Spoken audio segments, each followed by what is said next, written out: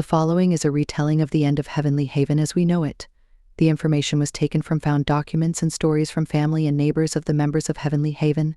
Parts have been embellished to move the story forward. Before we begin our journey with Cultastic, we want to remind all our listeners. This podcast is a creative and educational exercise.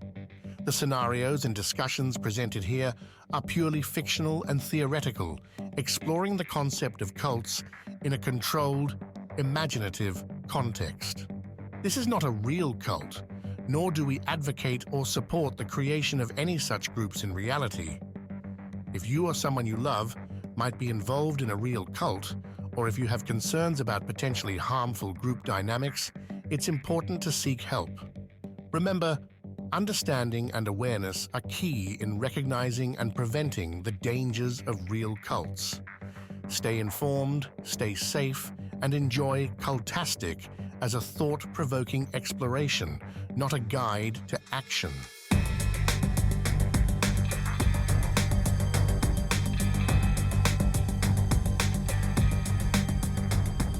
Exodus of Shadows, the departure from Heavenly Haven.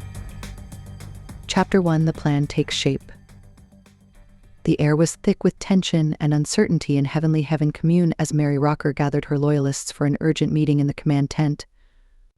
The events of the past weeks had shown her that dissent was not just a challenge to her authority, it was a potential threat to the very existence of the community she had worked so hard to fortify. After the failed escape attempt by the dissenters and the subsequent crackdown, Mary realized that her vision for a militarized and unified commune was under siege from within. It was no longer enough to maintain control, she needed to eliminate the threat entirely. As she scanned the faces of her trusted advisors, a plan began to form in her mind. "We are not going to let anyone dictate our future," Mary said, her voice steady and resolute. "We have everything we need to protect ourselves, but we can no longer remain here. We must move far away from prying eyes and the risk of interference. I propose we head to South America." The murmurs among her loyalists filled the tent as they processed her declaration. Some exchanged wary glances, while others nodded in agreement. They had witnessed the increasing scrutiny from the media and the government. They understood the urgency of Mary's plan. "Why South America?" one of her advisors asked, concern etched on his face. "What's there for us?" Mary leaned forward, her eyes glinting with determination. "In South America, we can find a place where we can start anew. There are areas where the government doesn't reach as far. We can establish our own community, free from the chains of our past. And we won't have to worry about extradition. We will be free to live as we choose, without fear of being hunted down for our beliefs." The room fell silent as the weight of her words sank in. For many, the idea of starting fresh was both exhilarating and terrifying. The commune they had built, now so fortified, would soon be abandoned. The familiar landscape that had once felt like a sanctuary would be left behind. Mary's loyalists began to rally behind her vision, their resolve hardening with each passing moment. They gathered supplies, weapons, and ammunition, preparing for the exodus that would redefine their existence. Chapter 2. The preparation for departure. Over the following days, the atmosphere in Heavenly Haven shifted from one of despair to a renewed sense of purpose. While some members were reluctant to leave, many found solace in Mary's promise of a new beginning. The preparations for departure were marked by a flurry of activity, as the loyalists worked tirelessly to gather what they would need for the journey ahead. Mary emphasized the importance of keeping their plans secret. Anyone who questioned the move or showed signs of dissent was swiftly dealt with, reinforcing the notion that loyalty was paramount. The dissenters who remained in the makeshift jail were isolated further, their voices silenced as the loyalists turned their backs on them. As the day of departure approached, Mary called for one final gathering in the command tent. "This is our chance for a new beginning," she declared, her voice resonating with conviction. "We will leave behind the distractions and the chaos of our former lives. Together we will create a community that embodies our ideals, a sanctuary where we can thrive without fear." The loyalists erupted in applause, their enthusiasm palpable. Fueled by a mix of desperation and hope, they packed the last of their belongings, taking only the essentials and the weapons they had come to rely on for protection. By the time the sun rose on the day of their departure, the once bustling commune was eerily quiet. The fields that had once bloomed with vibrant life now stood still, and the homes that had been filled with laughter and community were abandoned. The loyalists gathered at the edge of the compound, ready to embark on their new journey, armed and determined. Chapter 3: The journey begins. The convoy of vehicles loaded with supplies, weapons, and loyalists snaked its way down the winding dirt roads leading away from Heavenly Haven.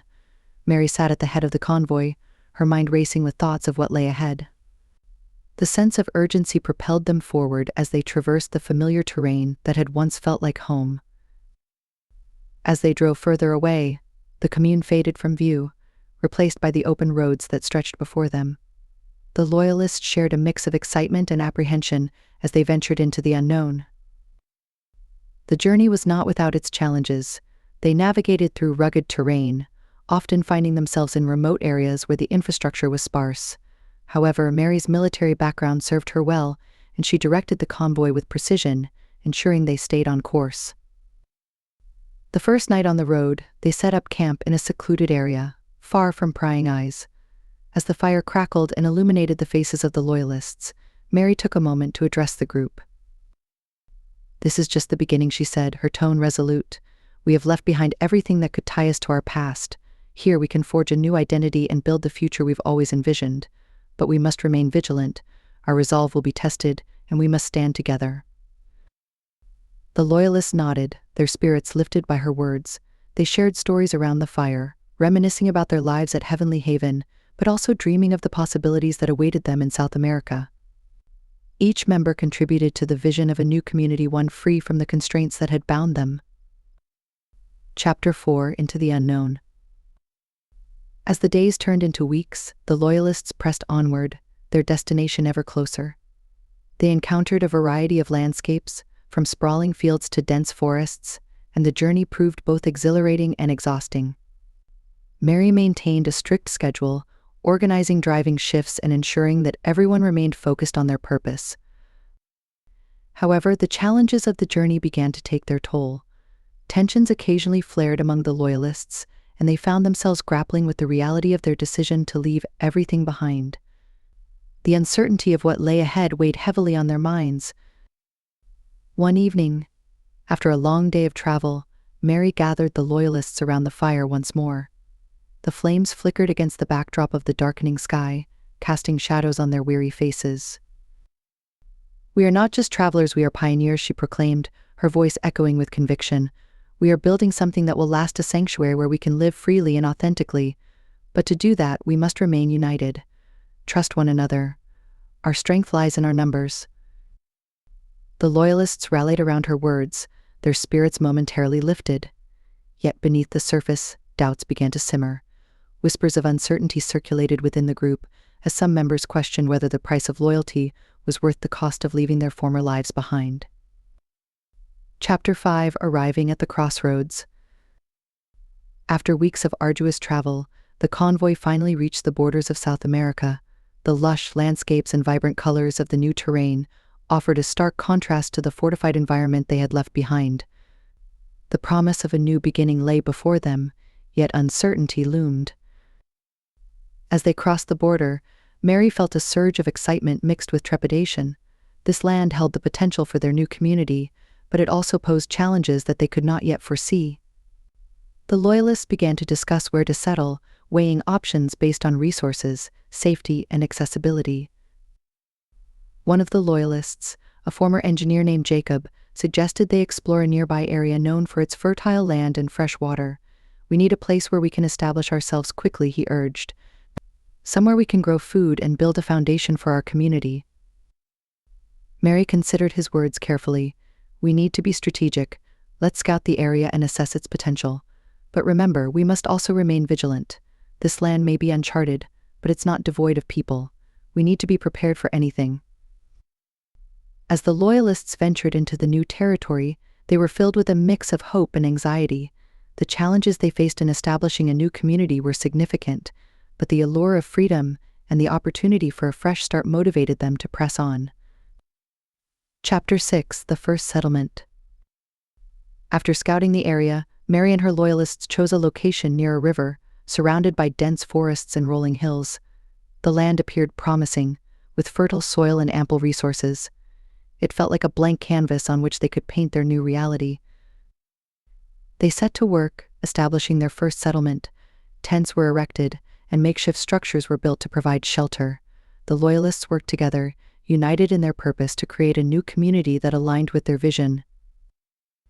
As they settled into their new home, Mary implemented strict guidelines to maintain order and discipline. The military-style approach she had adopted back at Heavenly Haven carried over into their new life. Drills were conducted, security measures were established, and everyone was expected to contribute to the community's growth. Despite the initial excitement of their new beginning, the reality of their situation began to sink in. As days turned into weeks, they faced challenges such as food shortages, unfamiliar wildlife, and the need to defend their territory. The idyllic vision of a peaceful commune was marred by the harsh realities of survival in an untamed land. To be continued. Curious about where this journey will take us? Subscribe to Cultastic, or How to Start a Cult, without really trying on your favorite podcast platform or at roguemedianetwork.com. Let's build this mission to save the people of Earth, week by unpredictable week.